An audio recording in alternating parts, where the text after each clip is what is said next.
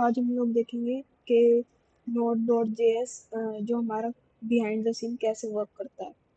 ये मैंने आर्टिकल लिखा हुआ है मीडियम पे, जिसको 400 से ज़्यादा लाइक मिले हैं, तो आप लोग उसको जाके पढ़ सकते हैं। तो आज हम पूरा डिस्कस करेंगे कि बिहाइंड द सीन Node.js कैसे वर्क करता है। तो उससे पहले समझने के लिए Node.js कैसे वर्क करता है, हमें जावास्क्रिप्ट के बारे में जानना होगा कि जावास्क्रिप्ट का क्या वो है। तो ये होता है हमारा console.log। Node.js ये मैं कहाँ पे रन करा रही हूँ, मैं ये अपने ब्राउज़र पे रन करा रही हूँ। तो जैसा कि मुझे पता है कि जावास्क्रिप्ट एक ब्राउज़र टाइप लैंग्वेज है, ये मैं रन करा रही हूँ अपने ब्राउज़र के कंसोल में। क्यों करा पा रही हूँ मैं ये, इसके पीछे ये रीज़न है कि जो मेरा ब्राउज़र है वो जावास्क्रिप्ट इंजन कंटेन करता है। उस जावास्क्रिप्ट इंजन की वजह से मैं जो अपना जावास्क्रिप्ट का कोड है वो कंसोल पे रन करा पाती हूँ। अब हमें ये जानना है कि क्या हम जावास्क्रिप्ट को कंसोल के बाहर से रन करा सकते हैं। नहीं करा सकते, क्योंकि जावास्क्रिप्ट इंजन तो ब्राउज़र के अंदर प्रेजेंट है। तो हम कैसे रन कराएंगे, हम नहीं करा सकते रन। अब जो भी ऑपरेशन है, जैसे मैंने 2+3 किया 5, ये मैं कंसोल पे रन करा पा रही हूँ। या 4 × 2 ये मैं 8, ये मैं ब्राउज़र पे रन करा पा रही हूँ। अब जैसे मुझे टाइप चेक करना है किसी भी का भी, टाइप ऑफ नंबर अनडिफाइंड, तो ये सब मैं कहाँ पे रन करा पा रही हूँ, ये मैं करा पा रही हूँ कंसोल पे, ब्राउज़र के कंसोल पे। और वो कैसे हो पा रहा है, क्योंकि जावास्क्रिप्ट इंजन प्रेजेंट है मेरा ब्राउज़र के अंदर। अब क्वेश्चन ये आता है कि हम ब्राउज़र के बाहर रन नहीं करा सकते, तो हम कैसे रन करा सकते हैं ब्राउज़र के बाहर जावास्क्रिप्ट के कोड को। तो उसका रीज़न है Node.js।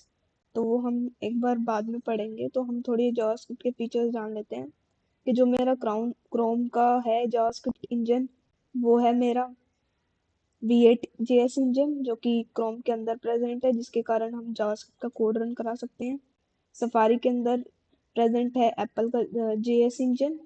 ऐसे ही जो हमारा फायरफॉक्स है उसके अंदर है मंकी का JS इंजन।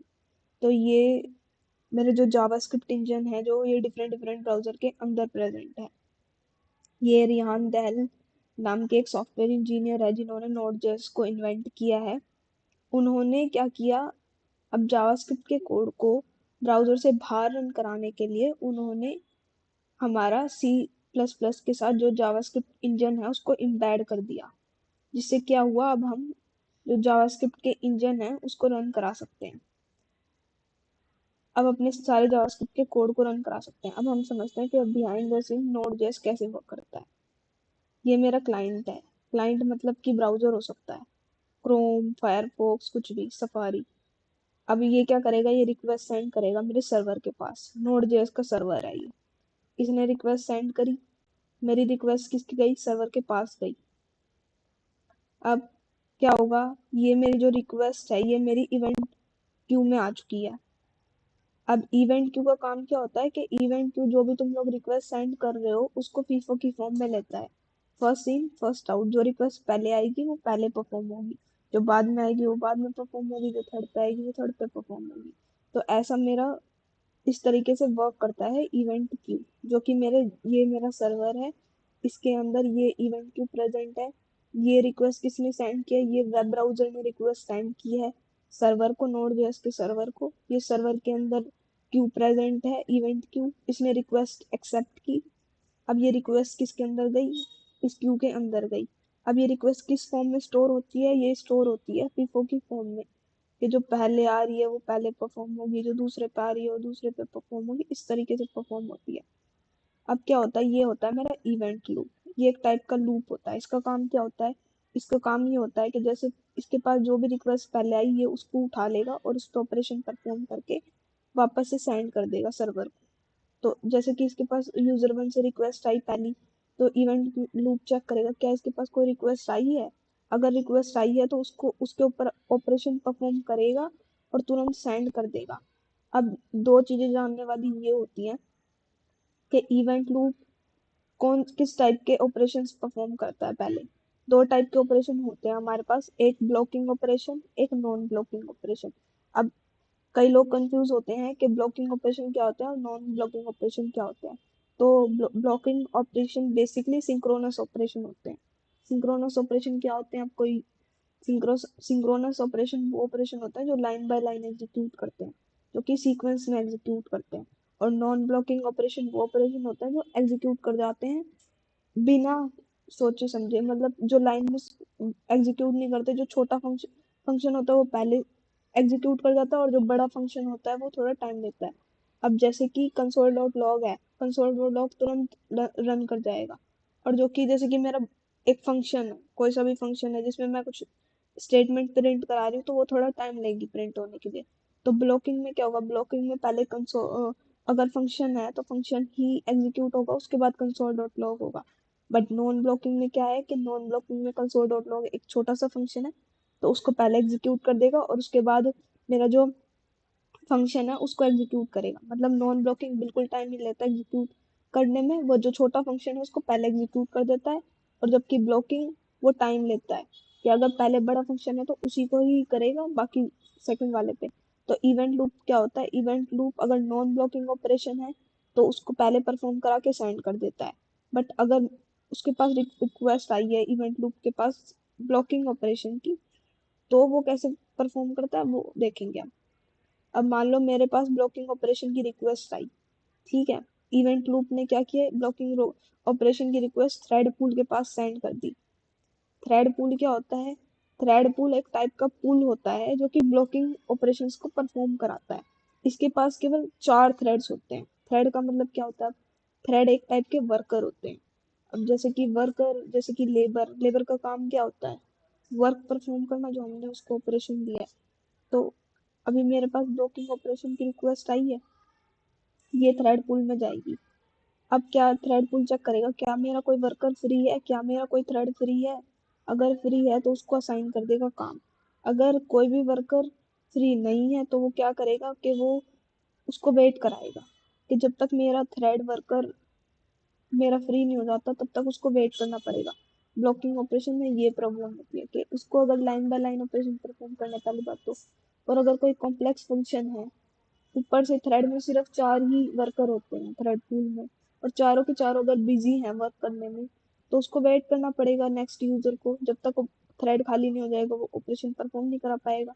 तो क्या होगा, अब जैसे ही थ्रेड पूल में मेरा एक भी थ्रेड वर्कर फ्री होगा, वो लॉकिंग रिक्वेस्ट भेज देगा उसको, और परफॉर्म करा के वो वापस से रिजल्ट भेज देगा। तो हमारे पास रीजन ये आता है कि बेटर अप्रोच कौन सी होती है यूज करने की। तो जो इवेंट लूप है वो हमेशा नॉन बुकिंग ऑपरेशन के साथ जाता है, क्योंकि ये रिक्वेस्ट हमारी आसान होती है और ये लाइन बाय लाइन परफॉर्म नहीं कराई जाती। ब्लॉकिंग में लाइन बाय लाइन सारे ऑपरेशन परफॉर्म कराए जाते हैं। तो ज़्यादातर नॉन ब्लॉकिंग ऑपरेशंस का ही इस्तेमाल किया जाता है नॉन जेएस में। ब्लॉकिंग का बहुत ही कम इस्तेमाल किया जाता है, क्योंकि वो वेट कराता है, और मैक्सिमम सिर्फ 4 ही थ्रेड होते हैं। तो ये पूरा मेरा नोड जेएस किस तरीके से वर्क करता है, ये एक बार हम फिर से समझ लेते हैं। तो देखो, ये मेरा क्लाइंट है, क्लाइंट जैसे कि वेब ब्राउजर। वेब ब्राउजर कोई सा भी हो सकता है, क्रोम, सफारी, फायरफॉक्स। इसने क्या किया, रिक्वेस्ट सेंड की। ये क्या है, ये है मेरा सर्वर, नोड जेएस का सर्वर। इसके पास रिक्वेस्ट सेंड की।